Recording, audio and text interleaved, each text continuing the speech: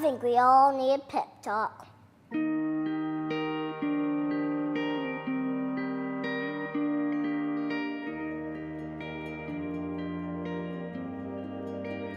The world needs you to stop being boring. Yeah, you. Boring is easy. Everybody can be boring, but you're gooder than that. Life is not a game, people. Life isn't a cereal either. Well, it is a cereal. And if life is a game, are we on the same team? I mean, really, right? I'm on your team, be on my team. This is life, people. You got air coming through your nose. You got heartbeat.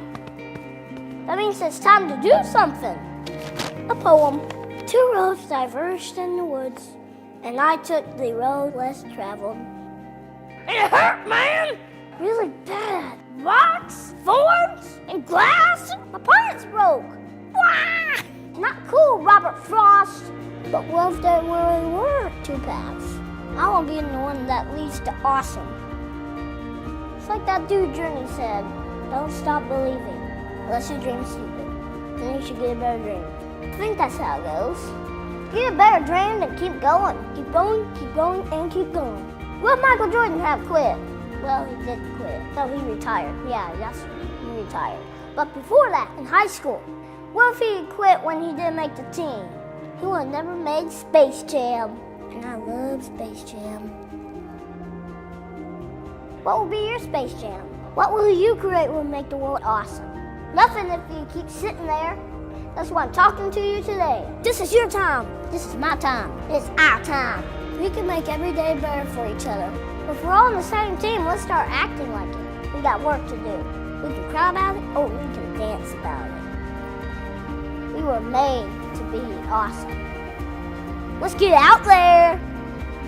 I don't know everything. I'm just a kid. But I do know this. It's everybody's duty to give the world a reason to dance. So get to it. When I was a kid, I hid my heart under the bed because my mother said, if you're not careful, someday someone's gonna break it. Take it from me, under the bed is not a good hiding spot. I know because I've been shot down so many times, I get altitude sickness just from standing up for myself. But that's what we were told. Stand up for yourself. And that's hard to do if you don't know who you are. We were expected to define ourselves at such an early age. And if we didn't do it, others did it for us. Geek, fatty, slut, fag. And at the same time we were being told what we were being asked, what do you want to be when you grow up? I always thought that was an unfair question. It presupposes that we can't be what we already are. We were kids. When I was a kid, I wanted to be a man. I wanted a registered retirement savings plan that would keep me in candy long enough to make old age sweet. When I was a kid, I wanted to shave. Now, not so much. When I was 8, I wanted to be a marine biologist. When I was 9, I saw the movie Jaws and thought to myself, no thank you.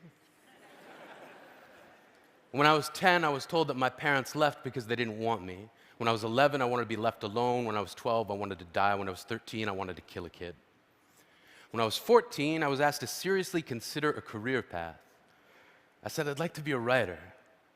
And they said, choose something realistic. So I said, professional wrestler. And they said, don't be stupid. See, they asked me what I wanted to be, then told me what not to be. And I wasn't the only one. We were being told that we somehow must become what we are not, sacrificing what we are to inherit the masquerade of what we will be. I was being told to accept the identity that others will give me.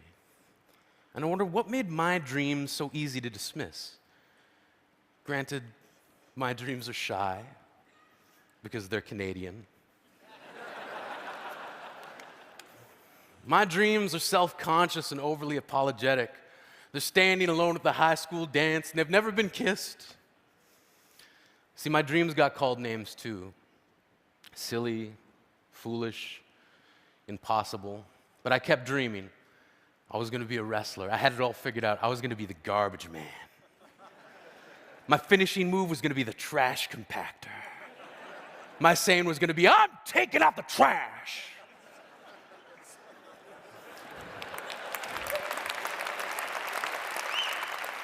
And then this guy, Duke the Dumpster Drosy, stole my entire shtick. I was crushed, as if by a trash compactor. I thought to myself, what now? Where do I turn? Poetry. Like a boomerang, the thing I loved came back to me. One of the first lines of poetry I can remember writing was in response to a world that demanded I hate myself. From age 15 to 18, I hated myself for becoming the thing that I loathed, a bully. When I was 19, I wrote, I will love myself despite the ease with which I lean toward the opposite. Standing up for yourself doesn't have to mean embracing violence. When I was a kid, I traded in homework assignments for friendship, then gave each friend a late slip for never showing up on time, and in most cases, not at all. I gave myself a hall pass to get through each broken promise. And I remember this plan born out of frustration from a kid who kept calling me Yogi, then pointed to my tummy and said, too many picnic baskets. Turns out it's not that hard to trick someone. And one day before class, I said, yeah, you can copy my homework. And I gave him all the wrong answers that I'd written down the night before. He got his paper back expecting a near-perfect score and couldn't believe it when he looked across the room at me and held up a 0. I knew I didn't have to hold up my paper of 28 out of 30, but my satisfaction was complete when he looked at me puzzled, and I thought to myself, smarter than the average bear, motherfucker.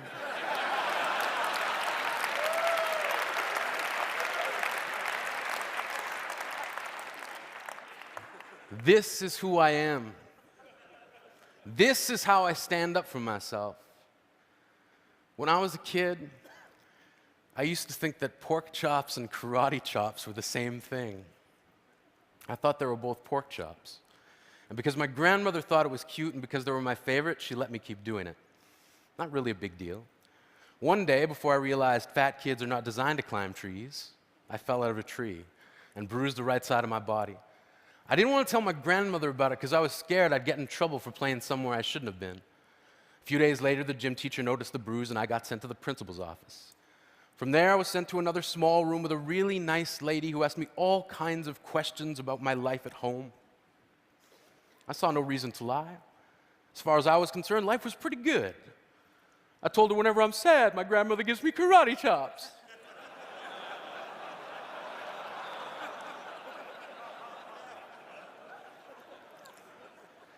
This led to a full-scale investigation, and I was removed from the house for 3 days, until they finally decided to ask how I got the bruises. News of this silly little story quickly spread through the school, and I earned my first nickname, Pork Chop. To this day, I hate pork chops. I'm not the only kid who grew up this way. This is what love looks like. Penelope, will you say, I love durian? I like durian. Despite a common misconception, true love exists. It's real. I've seen it in the eyes of my parents my entire life.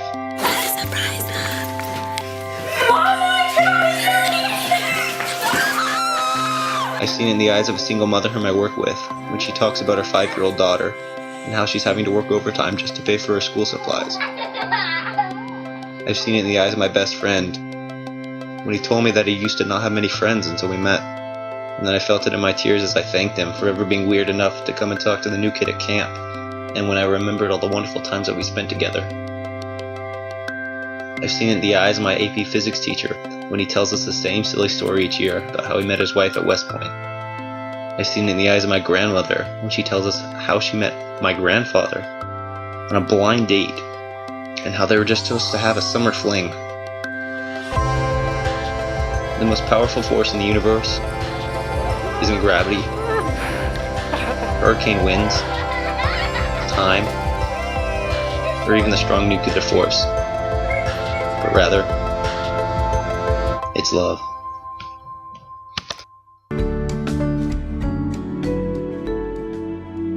I think every teenager out there feels invincible, and they'll never admit it. And it's not the kind of invincible like Superman. It's the kind of invincible like, I'll see you in 5 months.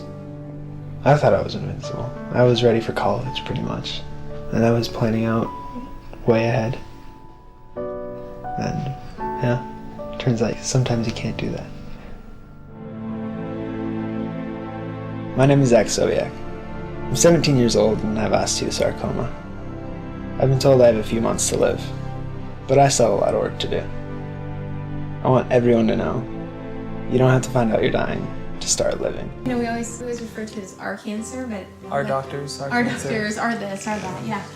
We're in this together. We have very few memories or experiences that aren't shared.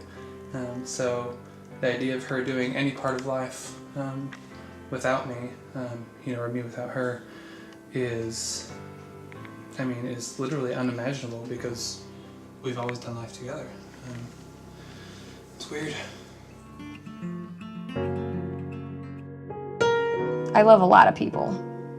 A lot of my friends, of course my family, but my kids always come first. When you have a child, when that baby comes out, you automatically just love that child. I mean, it just fills your heart up and it makes you unbelievably happy. That's why I have 5 kids. They're, to me, the best. Somebody could say they're brats, and I'll be, no, they're not. They're the best, because they're mine. As a mom, you want to pull them in and just protect them from anything. Family is so key. My sister is truly the most amazing person I know. We're very much friends beyond any family obligation that we have to one another. He's almost my backbone. Everything that I really want to do and accomplish, my dreams, he's what makes me want to do them. The diagnosis hasn't in any way warped the relationship. The cancer, in a weird way, has given us the platform to explore that further together and travel the world and do things that most people don't get the chance to do. It's just sad that the cost for that is so high. You know, most people live kind of in the middle, in between like, oh, dream come true and you're dying. And it's a very comfortable place to live. I'm living on the 2 extreme ends, so you have really, really good days and you have really, really bad days.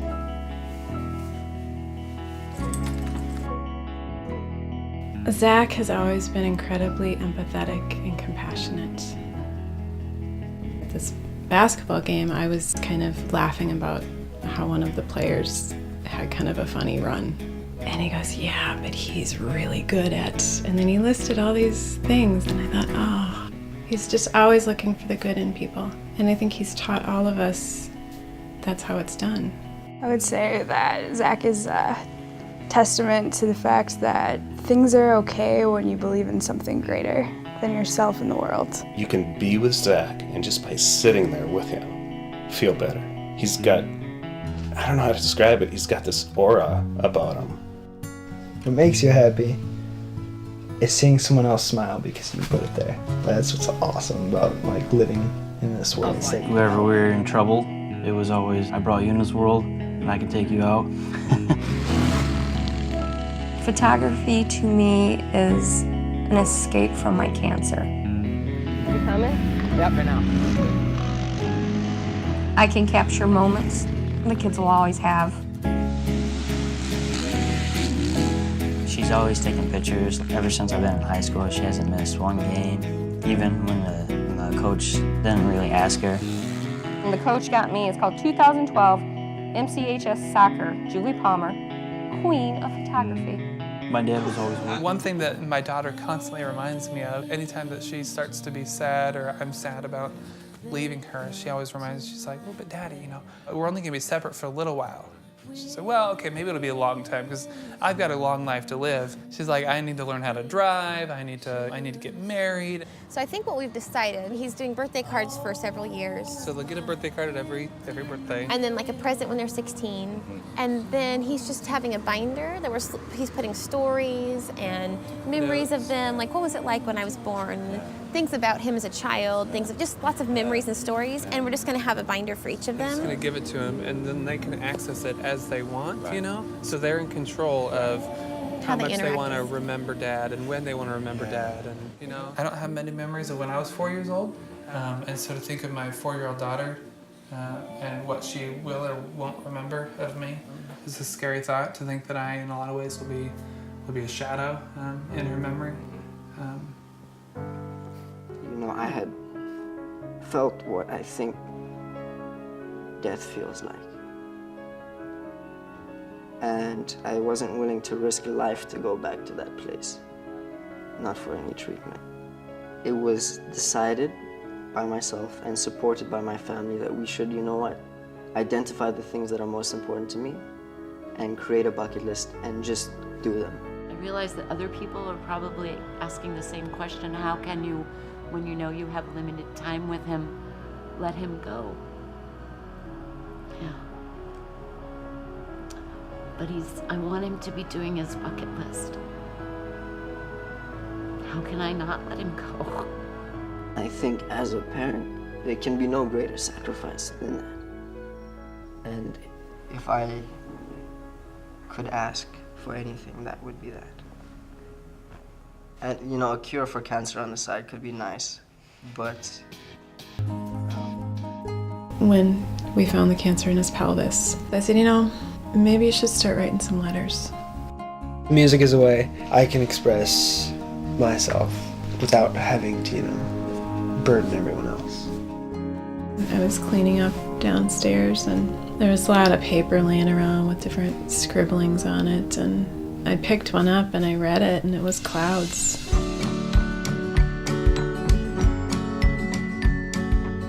Sammy and Zach have been dear friends for many, many years. They're songwriters together.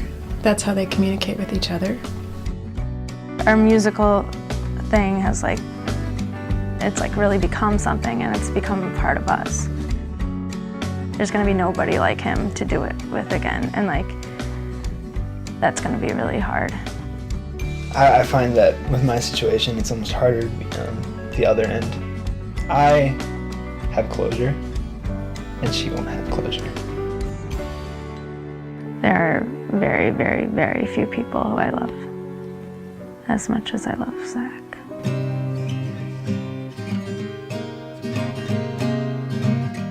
My closure is being able to get my feelings into these songs so they could have something to remember me by or, you know, lean on when I was gone. For me, it's Zach's way of saying I'm okay.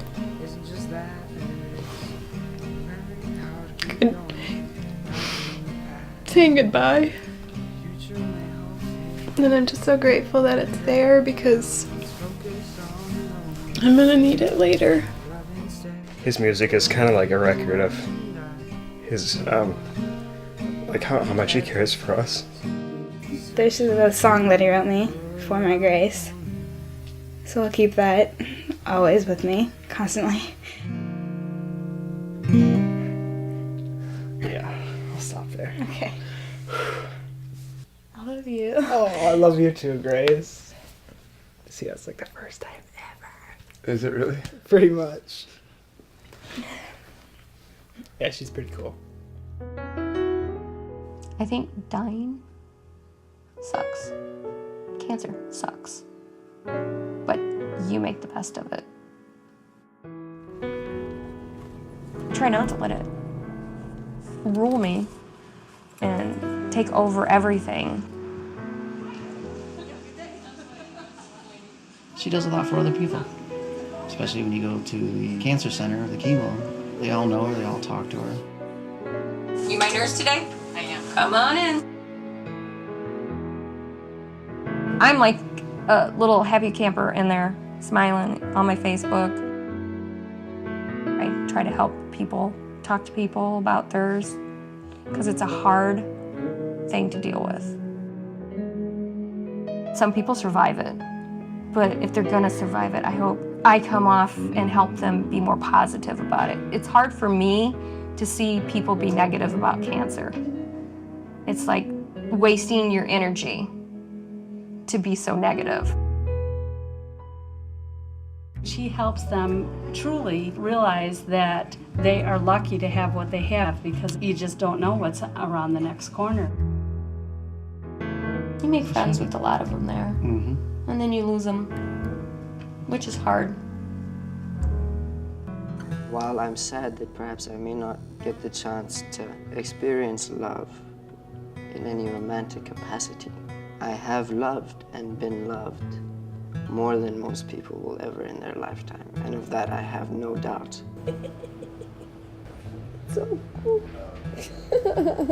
And I'm glad we got them in the same. I don't think Dad can be angry. I have no idea how I'm gonna do anything.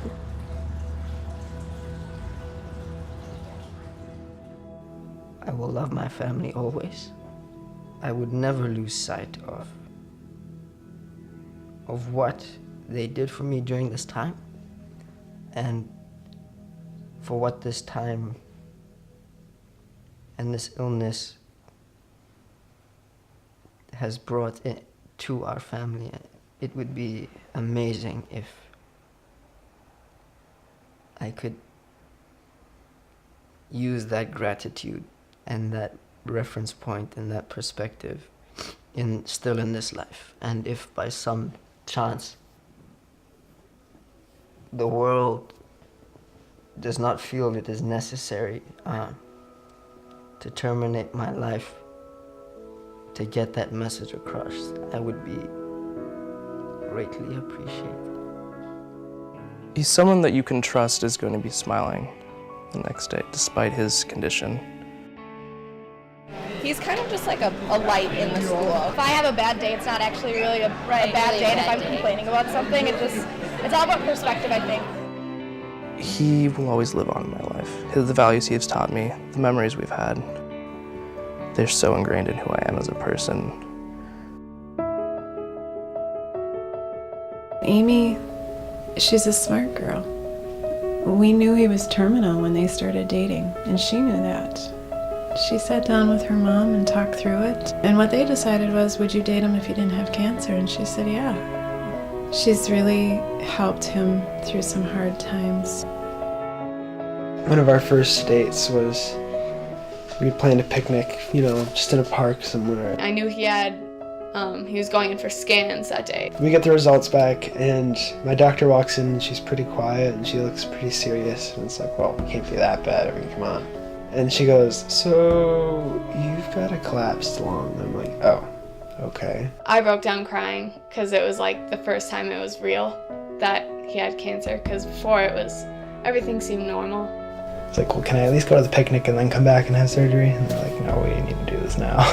He was so devastated because all he cared about was getting to that date. Yeah, I was pretty angry that I had to miss the picnic, because who doesn't like a good picnic? It's awesome. Stupid lung. Everyone was on the side. Good morning. Good morning. And romance. Dressed up. Oh yeah, for school. For what? We're not going to school today. It takes more than this. It takes a man. Where are we going? I'll tell you. I don't know where we're going. Just no. Where do we go? Start driving. I'll tell you. To the cops and all the things we said. We were self-assured. 'Cause it's a long road to wisdom, but it's a short one to being ignored. Be in my eyes, be in my heart, be in my eyes, be in my heart. So now I think that I almost burst into tears just because it was so perfect. Picnic basket full of cold pizza, which pretty much defines our relationship right there. it takes a man to live, it takes a woman to make him compromise. We know what we both would want in our future. We know that we love each other just the same amount. Well, we talked about getting married. and having kids and our jobs, and we do that a lot when we have bad days. So like when we start to cry, that's when we'll sit down and just plan it all out. We'd have 3 or 4 kids. We haven't decided yet, but I kind of want 4 because you can have 2 boys and 2 girls then, because that's what we had in our family. It worked out pretty well. So it's one of those things that, you know, it's like your ultimate dream kind of thing. So most people just ignore it, or most people think, oh, it'll never happen. And, you know, mine obviously probably won't.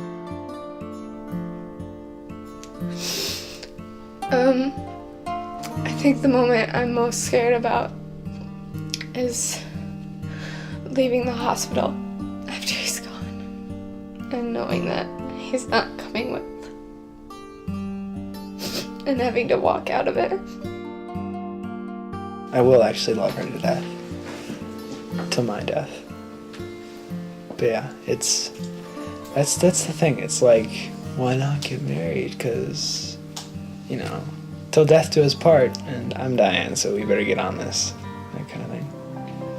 But yeah, I do love her to death. And I will. Forever. It's like we do everything you're supposed to do to be healthy and to not be sick and to not have cancer. So he had surgery exactly a year ago today. When he came out of surgery, he was paralyzed from the waist down. And in December, he got really sick. Like, that was when I was like, oh, I think my husband's dying. And it was just this huge awakening of, I think I need to start working, holding this reality. It might not happen, but at least being willing to go there. I would much rather be the person dying than the people who are living, who are left behind. I think I have it easy. I'm not scared of dying whatsoever. I get to be reminded and remind other people that death isn't anything, you know? Death is just another part of our story, and it's a terrible, I mean, death is terrible, but it's not something to be feared, you know? Really, even though our story's hard, and our story has lots of pieces that are messy and tragic, just really tragic, I think there's just so many things that are beautiful, and there's so many things that are life-giving and not just about death.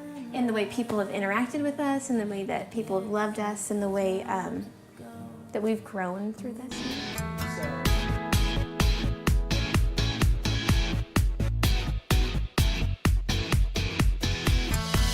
Good morning, world, it's nice to wake up to another beautiful blue sky day. The boys are still asleep in their drug rugs. We played our music way too late.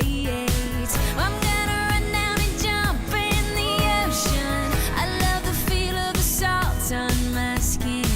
And we've been living in this house all summer. I've been traveling for close to 4 months now. This is our 9th country. And every day since I made that decision has reinforced and validated it. You know, we haven't paid a dime wherever we've lived. It's all been with friends and family, and it's all been love-focused and friendship-focused.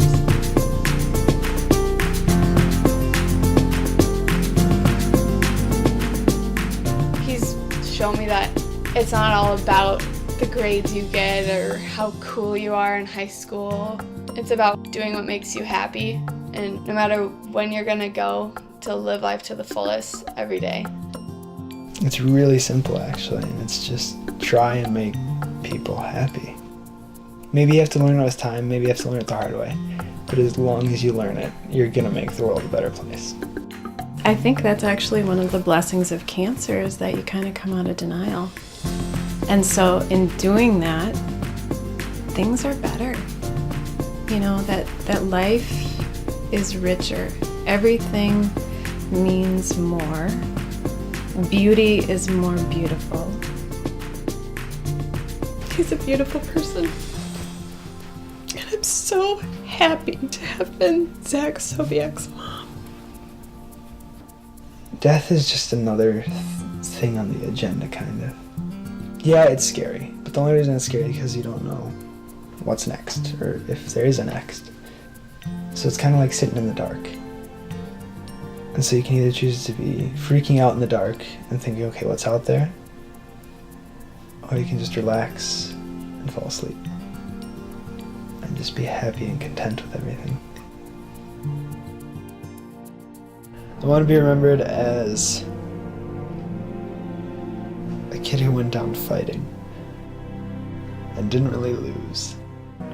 She looks good bald, and she's positive about it, so it doesn't really always weigh on my mind. It's nice having support.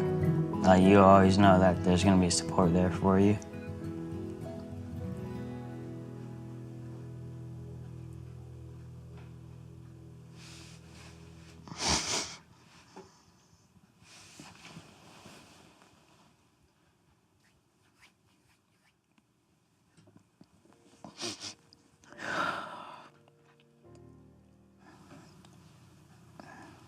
I was just imagining not having her there.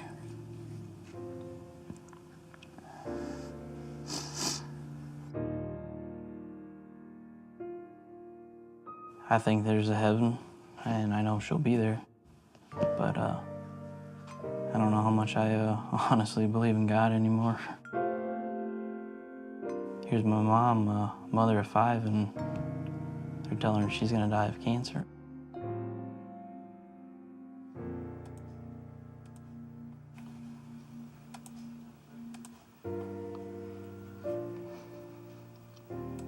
I don't want to leave him.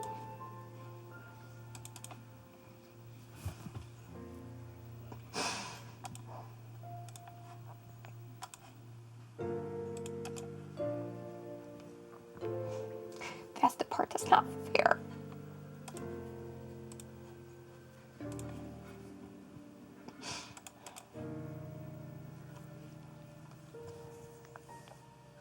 I don't want him to forget me. My biggest fear is Seth forgetting me.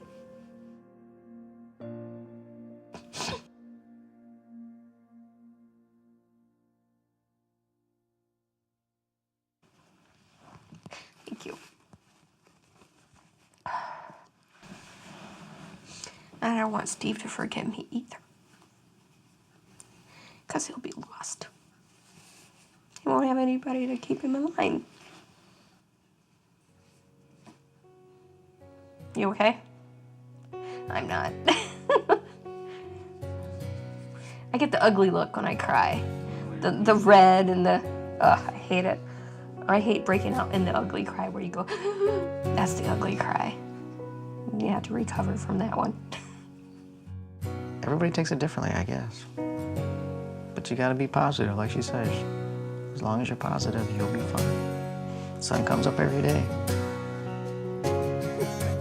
You're such a goober. If you don't laugh and you're always serious about everything, you're not gonna survive. You have to be positive. You have to laugh every day. Give me a kiss or hug. Hug. You have to show everybody you love them.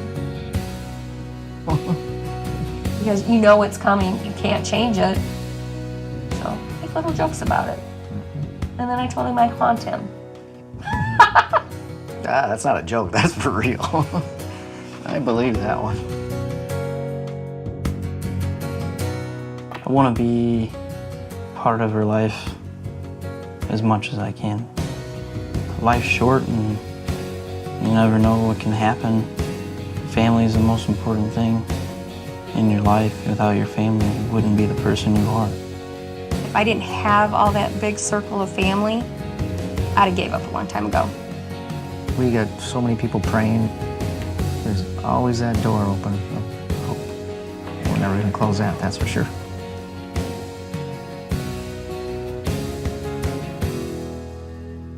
Cancer's cancer. Yes, it's a disease. Yes, it can be really bad, but you can also be a better person with it. Nice meeting you. God bless you. God bless you too. What I have learned and what I have helped other people with, it's okay. You all have to die at some point in time. And honestly, I don't think I'd change it. Not the dying part. Of course, I don't want to go anywhere, but I don't think I'd change having cancer. I don't regret any of this. They don't give you what you can't handle. I have 5 children, I can do anything. It's a cliche statement, but if you're the one, I'm actually dying, so I can say that. I can say cliche statements, right? We're all in the process of dying, so the question is, what kind of story are we going to live out as we're dying? I would just invite people to live out a beautiful story, to live out their life, make beautiful music, regardless of what kind of brokenness they have to deal with. And on our journey toward death, which is inevitable, we have the opportunity to let a beautiful story be told. And I think it's up to us to allow that story to become something beautiful. Would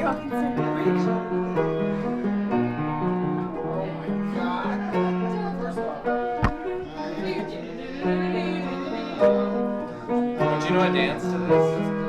No? Cheek to it. I hope you can walk down the aisle with us sometimes. Unfortunately, Okay, Sobiech family, everyone come downstairs.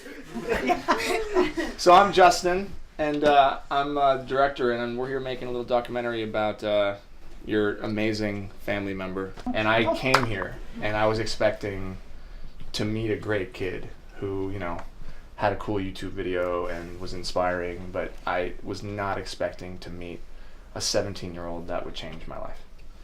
So when I first contacted your mom, I told her I wanted to make a music video for you, which we just unfortunately couldn't do. But what I was able to do was reach out to a few people, and I just told them your story. And I told them I just wanted to do something for you because you've done so much for us. What resulted was something very special. I just want you to know, this stuff's not happening because you're dying. It's really because of the way you're living.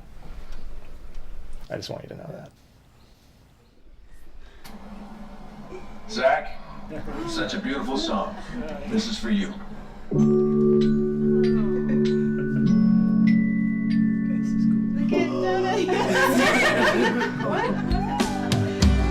I fell down, down, down to this dark and lonely hole. You can just tell that they all love Zach's story and admire him so much, and it was amazing to see. He was in awe. Like, he couldn't believe it. None of us could. You were sitting there, holding a rope, and we'll go up, up, up, but I'll fly a little higher. It won't be long now. It won't be long now. The most bizarre thing I think I've ever seen. Craziest feeling in the world. Seeing everybody who loves him at the end, it made me cry. It really makes you want to keep on going.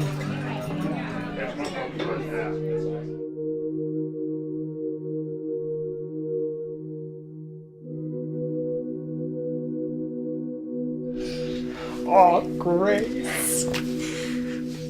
Grace, you've been my best friend for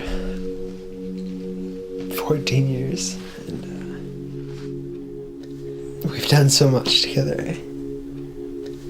It's gonna be tough going, but you gotta keep being strong. You gotta kick some butt on the basketball court too. And you take him to the championship. Sam. Oh, you've been the best big brother anyone could ever ask for. You've given me so much knowledge. And you've helped me through so much. And I think it's important that you know that I love you, because being guys, I don't think we say it too much, but I do love you so much. Ow, yeah. Squeeze from the back of the toothpaste bottle. I'm gonna miss you so much, because you've always kept me strong in my faith and everything.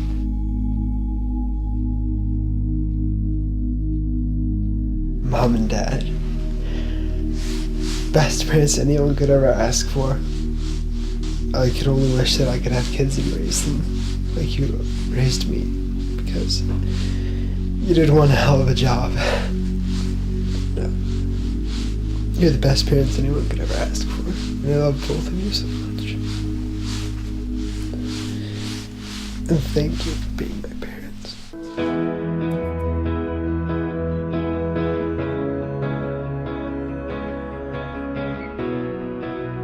The decision to be positive is not one that disregards or belittles the sadness that exists.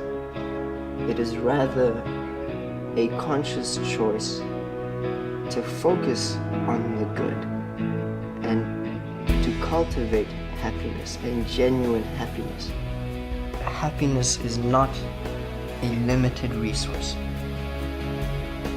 And when we devote our energy and time to trivial matters and choose to stress over things that ultimately are insignificant, from that point we perpetuate our own sadness, and we lose sight of the things that really make us happy and rationalize our way out of doing amazing things.